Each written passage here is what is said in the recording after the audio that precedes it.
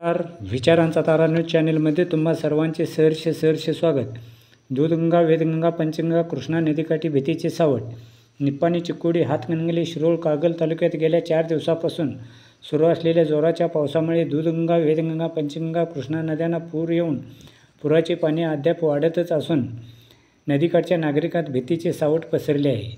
आज दिनांक 20 रोजी सकाळपासून पावसाने थोडी ओढ धरली असली तरी अधूनमधून होत असलेला पाऊस व धरणातून सोडण्यात आलेले पाणी यामुळे नद्यांचे पाणी वाढतच आहे. सध्या पुराच्या पाण्याने धोक्याची पातळी ओलांडली असून अद्याप पाणी वाढण्याचे संकेत मिळू लागल्याने नदीकाठावरील गावातील लोकांना स्थलांतर करावे लागणार म्हणून नागरिक हवालदिल झाले आहेत. सध्या काळमवाडी, राधानगरी धरणातून पाण्याचा विसर्ग होत आहे. अद्याप पाणी सोडण्यात येत आहे, त्यामुळे हतबल होण्याची वेळ आली आहे.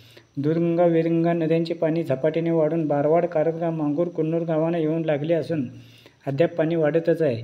या पार्श्वभूमीवर निप्पाणी तहसीलदार, सदलगेचे फौजदार आदी अधिकाऱ्यांनी भेट देऊन पूर परिस्थितीची पाहणी करून नदीकाठच्या व ज्या कुटुंबांच्या घरानजीक पाणी आले आहे अशा कुटुंबांना स्थलांतर करण्याच्या सूचना दिल्या.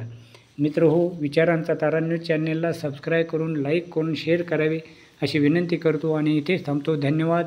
विचारांचा तारा न्यूज चॅनेलसाठी रंगराव बन्ने, बारवाड.